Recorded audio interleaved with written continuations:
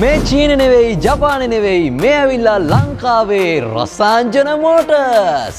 ඉතින් මෙතන මේ පිරීලා තියෙන්නේ ජපාන් සහ යුරෝප් වාහනවලට අදාළ ගියර්බොක්ස්. පේනවනේ ඕනම යුරෝප් හෝ ජපාන් ඔටෝමැටික් වෙහිකල් එකක ගියර්බොක්ස් එක රිපෙයාර් කිරීම හෝ රීප්ලේස් කිරීම රසායන මෝටර්ස් සිදු කරනවා. ඉතින් මෙතනදී මේ විදිහට තමයි ගියර්බොක්ස් රිපෙයාර් කිරීම සිද්ධ වෙන්නේ. මේ මෙතන මොකද්ද මේ වෙලා තියෙන්නේ? මේ වෙලා තියන්නේ මේක තමයි මේ ඩැමේජ් වෙච්ච එක. ඒ කියන්නේ ගියර් බොක්ස් එකේ ඇතුලේ පාර්ට් ඩැමේජ් වෙනවා කියන්නේ. ඒතකොට අර කලින් කිව්වා වගේ ඉස්සරහටවත් පිටිපස්සටවත් යා ගන්න බැරි වෙලා වෙන්න ප්‍රධානම හේතුව මේ තමයි ඉන්ටර්නල් පාර්ට් ඩැමේජ් කියන්නේ. ඒතකොට සාමාන්‍යයෙන් ඕවා ඔරිජිනල් විදියට තියෙනවා නම් මෙන්න මේ ක්වොලිටි එකෙන් තියෙන්න ඕන. මේ විදියට තියෙන්න ඕනේ. ඉතින් හිතා ගන්නකො ඒතකොට මේ වාහනේ මූව් වෙන්නේ නැති හේතුව තමයි අපි හොයලා බලලා හදන්නේ.